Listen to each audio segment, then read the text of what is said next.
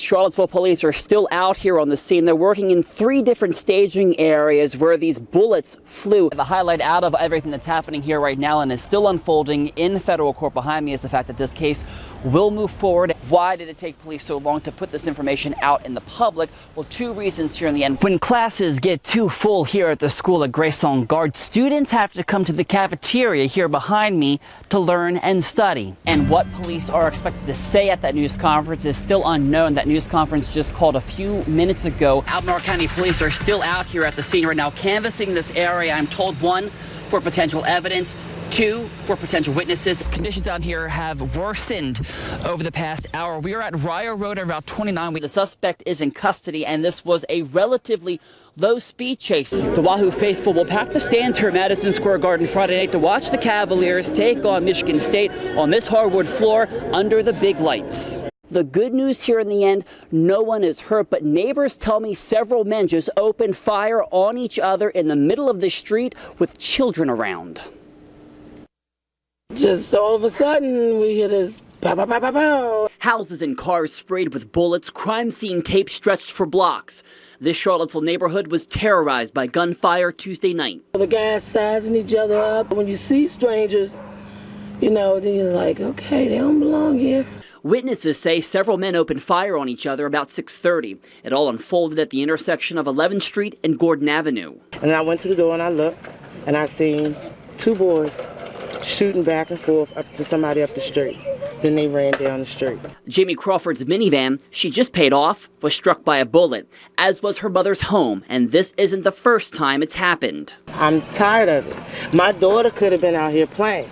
All these kids could have been out here playing. It was kids out here playing. Charlottesville police spent much of the evening interviewing witnesses, collecting evidence, and trying to piece together exactly what happened and why. But regardless of why, the message from this neighborhood to those responsible is stop the violence. Stop fighting, stop shooting, put your hands up, do something else other than shooting. Back out here live, UVA sent out almost immediately a community-wide alert about the shooting and the gunfire. At this point, we do not have a description of those involved, and police tell me they don't have anybody under arrest. We're live tonight along Gordon Avenue in Charlottesville. I'm Henry Graff, NBC 29 News. Until now, we can only describe the confession tape for you, but tonight the words straight from Hughley himself. You killed her, George. You killed her. She's dead? I think you knew that already. It's 7:52 a.m., May 3rd, 2010, just 43 minutes before life was about to drastically change for University of Virginia star lacrosse player George Wesley Hughley, the All-American boy from Washington, D.C., who was about to go from the top of his game to convicted murderer. No, I mean, she was not screaming. She should have been, probably. She was Yardley Love, a 4th-year student at UVA and lacrosse player who, just days earlier, Hughley called his girlfriend. I am investigating a case, all right, and you are being detained. Charlottesville Police Detective Lisa Best sat face-to-face with Hughley in the intense interrogation, hours after he broke into Love's 14th Street apartment, repeatedly shook her head against a wall, and left his ex-girlfriend face down in a pool of blood. Yeah, it was locked, yeah. Because I think I put a hole. Yeah, you punched a hole through the door? Pretty sure, actually, now. Yeah, that you said that, yeah. All right. Why'd you do that? Because I want to talk to her. Do you believe he just wanted to talk to her about their rocky relationship? I do believe his intention was to go there and talk to her at first. I think that with the alcohol and his temper, and once he got in there, I think once she told him that she didn't want to talk to him, I think that's when it escalated at that moment. Hours earlier, Hughley hit the links with his dad at Wintergreen. A full day of drinking gave way to dinner here at the CNO in downtown Charlottesville, and even more alcohol. What happened next? What happened next, and she just kept hitting her head against the wall while she was sitting on the bed, and I was like, I grabbed her and I like shook her. I was like, stop, like we need to like, and looked at her. I was like, we need to like talk about this. And like, I mean, I was on holding her arms and stuff. In my view, the statement was of central importance. Did you choke her at one point? I may have grabbed her a little bit by the neck when we were like but I never like strangled her. City prosecutor Dave Chapman secured the second-degree murder conviction against Hughley in 2012. During the trial, he played 63 minutes of the interrogation tape to the jury. On the one hand, was it premeditated? On the other hand, could you see in the interview that the suspect was surprised? NBC 29 legal analyst Lloyd Snook says the confession wasn't Hughley's only issue at his trial. He could perfectly well have defended the case if the pictures weren't awful, if the medical injuries weren't awful. Ian Glumsky was on the jury that convicted Hughley. He declined to be re-interviewed about the tape, but says he hasn't wavered on what he said after the trial. When things start off, he's basically a bad boy with his hand caught in the cookie jar. I mean, I'm in here for assault charge. And then when they tell him that Yardley's dead, there's a very big change in his demeanor. I want to see her. George, look at me. George. She is dead. He would have had to been a fantastic actor to pull off the emotional responses that he did. How is she dead? I found it very believable. Oh, no, I didn't know. Why didn't you know? Well, she's not dead. But seeing a live person suffering. And it didn't get out of control. She's not dead. There's no way she's dead. There's no way. I didn't do it. No way. No way. That convinced me that he really had no idea, first off, that at that point that she was dead, and then that kind of therefore means he didn't go over there with the intention to kill her. 22-year-old, 22, and her life is done. Oh my God, kill me. It was very sad. You know, Yarley's life was taken away from her, and then George making a very stupid decision.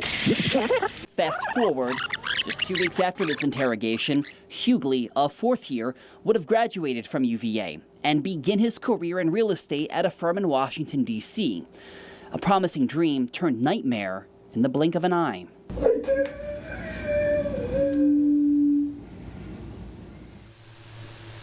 Hughley's final U.S. Supreme Court appeal was denied last month. He is serving a 23-year prison sentence right now at the Augusta Correctional Unit. Hughley declined a request for an interview on the story. The 28-year-old is set to be released from prison coming up in 2029. Get Dr. Rayford talking about Haiti, and he can't help but get emotional on the subject. It's that passion that takes him to a remote part of the country to make a difference in the lives of people who need it the most. They come from all over in search of medical care, looking for hope in a place where it's hard to find. I always felt like I really wasn't doing much. Dr. Ray Ford says the calling was clear and simple. We're a long way from the hospital here. And so began Ford's love for the Haitians. Haitians are the most incredible people. Their dignity and their spirit just amazes us when we come here. The energy of this place. If Dr. Ford looks familiar, it's because for decades he's taken care of children in Charlottesville. In Haiti, he and a team attend to the medical needs of Haitians. There's no doubt about it. Our docs who've come over many years observe the general health in this area, which is the area we serve, is gradually, definitely improving. Ford volunteers with the Haiti mission. During a week-long clinic, he tended to this child suffering from a severe case of anthrax on his face. It's so important to let him know that he's going to get better. And help the pair of 6-day-old twins whose mother died during childbirth. The clinic here in Gris-en-Garde is open all year round. The Charlottesville-based medical team comes down here 4 times a year, seeing anywhere between 2,000 and 4,000 Haitian patients in a single week. They help us a lot here. And when the team is here, so I feel very happy because I've got a chance to see many people, many cases. Dr. Eugene Mocklin works at the Haitian clinic. He says without the support of Dr. Ford and others, many of these Haitians would never see a health professional in their lifetime. People appreciate that too. You know, you can see that. We have a lot of people here. But for Dr. Ford, the work on the ground in Haiti is far from done. But I'd say overall things are a little bit better. Dr. Ford's efforts don't stop with medicine. His own foundation once built an orphanage and school in that small town, but that school is now overcrowded, and really don't use that term lightly. Tonight at 11, I will take you into those classrooms to show you what they look like, and we'll also talk about how Dr. Ford is teaming up with Charlottesville's Building Goodness Foundation to expand the school, but here's the catch. Your help is needed. And we talk about how things are getting a little bit better, a lot of work to get a little bit better. And slowly but surely. I mean, I was in Port-au-Prince for a very short amount of time before we flew up into the northern part of the country last week, and it is slowly but surely getting better each time I go down there. You can see those improvements, but like you said, a lot to move just a little.